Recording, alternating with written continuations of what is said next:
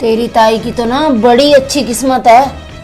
उनकी बहू तो इतना दहेज लेके आई है कि पूरा घर भर गया उनका। ज्योति, बस तू आज शाम को ना अपने भाई को बुला ले यहाँ पे। ऐसा क्या हो गया जी? मुझे ना घुमा फिरा के ना बात करने की आदत नहीं है बेटा, तो मैं ना सीधा सीधा ही तुझे बता देती हूँ कि क्यों तुझे बुलाया मैंने। मासी जी, आप कैसी बातें कर रहे हो? वो तो अब आपके घर की बहू है, मैं नहीं लेके जा सकता उसे। हाँ मम्मी, बिल्कुल ठीक बात कह रहे हो आप। ऐसे लालचियों के खिलाफ तो हमें ना कंप्लेंट करनी ही चाहिए। ये कोई बात हुई मम्मी?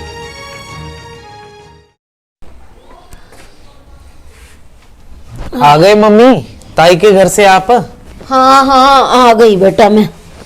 कैसे इतना गुस्से में हो? गुस्से में बेटा, मेरा तो इतना मन परेशान हो रहा है जब से ताई के घर से अब जाके आई हूँ। क्यों, ऐसा क्या हो गया? तेरी ताई की तो ना बड़ी अच्छी किस्मत है। उनकी बहू तो इतना दहेज लेके आई है कि पूरा घर भर गया उनका, रखने की जगह नहीं है सामान। और लड़की तो इतनी सुंदर है, इतनी सुंदर है, क्या बताऊं तुझे। माँ, आजकल लड़कियां तो सुंदर दिखती हैं शादी में, सारा मेकअप का कमाल होता है ये। और रही दहेज की बात, जो फाइनल हुआ होगा उनमें वही मिलना है। बेटा वो तो ठीक है, SUV गाड़ी दी है 500। गाड़ी के मामले में बता क्या ख्याल है तेरा। बेटा तेरी शादी तो ना हमने बस जल्दबाजी में ही कर दी थी।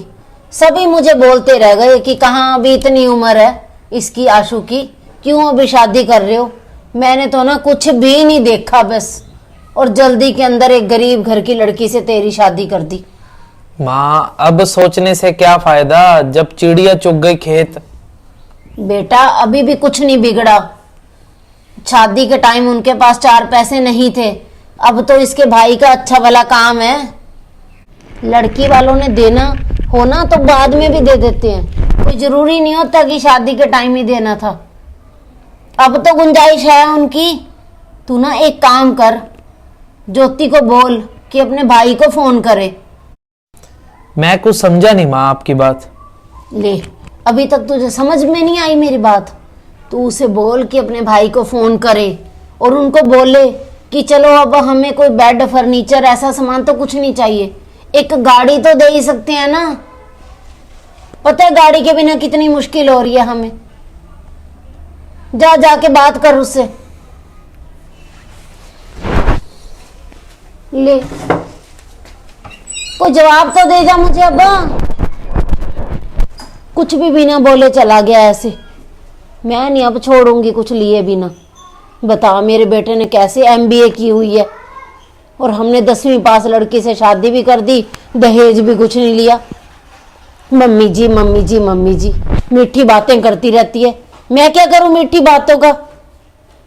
मुझे तो ना चैन नहीं आ रही कि मेरी जेठानी के घर में इतना दहेज। अब हमने भी तो अपनी बेटी को इतना दहेज दिया था, गाड़ी तो ना अब उन्हें देनी ही पड़ेगी। ज्योति, बस तू आज शाम को ना अपने भाई को बुला ले यहाँ पे। ऐसा क्या हो गया जी? नहीं, अभी तुझे बताएं क्या हो गया। तू सिर्फ फोन कर और बुला उसे, समझ में आ गया? ठीक है मम्मी जी।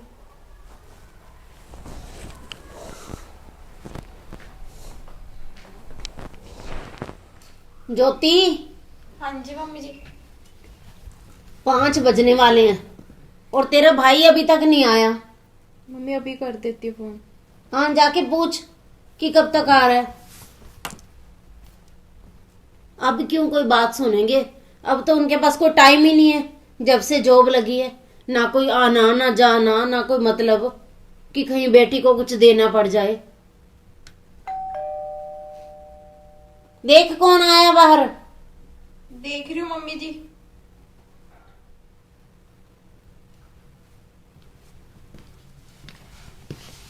नमस्ते मासी।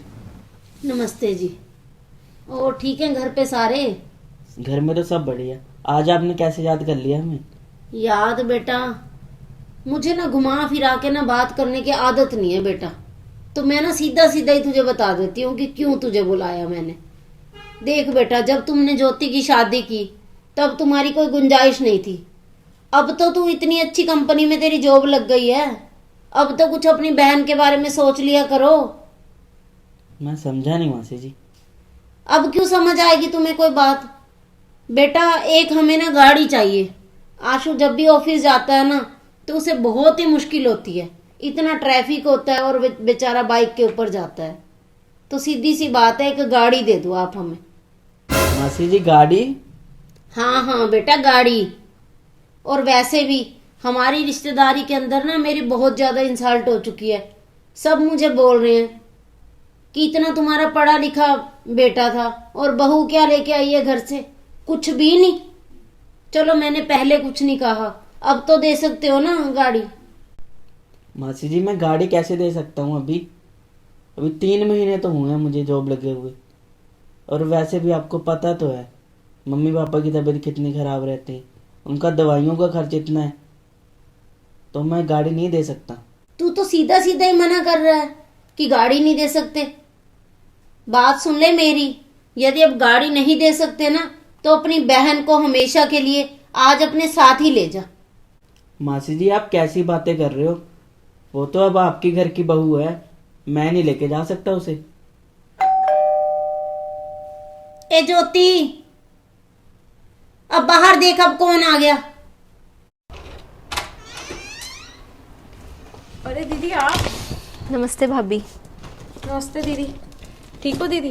हाँ, आप कैसे हो? ठीक हूँ दीदी। आज मम्मी? उठा लेती हूँ। अरे अंजलि तू यहाँ कैसे? ना कोई फोन किया, ऐसे अचानक कैसे आ गई तू? मम्मी अब तो मैं हमेशा के लिए यहीं पे आ गई हूँ, उस घर में अब मैं कभी नहीं जाऊंगी वापस। क्या?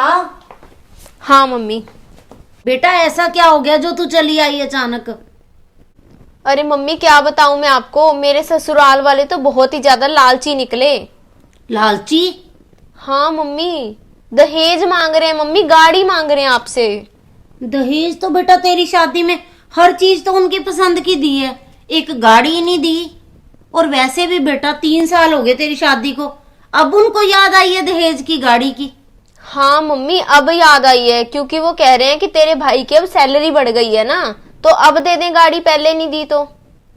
ये भी कोई बात हुई? तू तो ना रुक कभी और मेरे साथ चल। अभी चलते हैं हम थाने, उनकी रिपोर्ट लिखवाते हैं। भी इतना दहेज दिया, इतना सब कुछ दे दिया, अब कैसे ऐसी बात कर सकते हैं वो? हाँ मम्मी बिल्कुल ठीक बात कह रहे हो आप, ऐसे लालचियों के खिलाफ तो हमें ना कंप्लेंट करनी ही चाहिए। ये कोई बात हुई मम्मी? शादी के टाइम जो दे दिया ठीक है, और अगर अब मेरे भाई की सैलरी बढ़ गई तो अब गाड़ी मांग रहे हैं। और बिल्कुल सही बात है। चल चल हम चलते हैं उनकी रिपोर्ट लिखवाने। 1 minute mummy. भाभी, हाँ जी दीदी। भाभी चलो, हमने कंप्लेंट लिखवाने के लिए जाना है। पागल हो गई है क्या? वहां पे इसका क्या काम जाने का?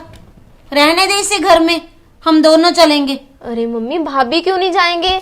भाभी ने भी तो लिखवानी है अपने ससुराल वालों के खिलाफ कंप्लेंट।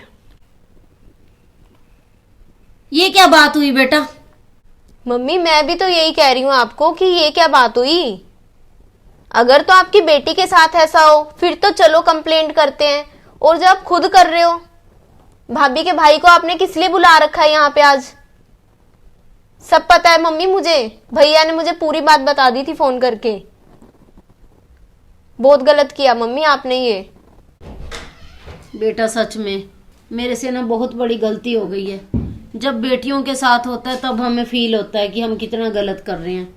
और ज्योति तू भी मुझे माफ कर दे बेटा। और राहुल बेटा, मुझे कोई ऐसी डिमांड नहीं है मेरी, मुझे कोई गाड़ी नहीं चाहिए। मेरे से बहुत ही बड़ी गलती हो गई है। और आप सभी लोग भी ऐसी गलतियां ना कीजिए। यदि बहू से दहेज मांगेंगे तो आपकी बेटियों को भी वही सब कुछ देखना पड़ेगा। और इस दहेज प्रथा को जल्दी से जल्दी खत्म कीजिए। दहेज लेना भी गलत है और देना भी गलत है। और आपको ये हमारी स्टोरी कैसी लगी? अच्छी लगी तो इसे ज्यादा से ज्यादा शेयर जरूर करना। और जो नए लोग हमारी स्टोरी देख रहे हैं वो हमारे चैनल को सब्सक्राइब कर लें। और आप हमें फेसबुक के ऊपर भी फॉलो कर सकते हैं, मनचंदा फैमिली ब्लॉग के नाम से। बाय।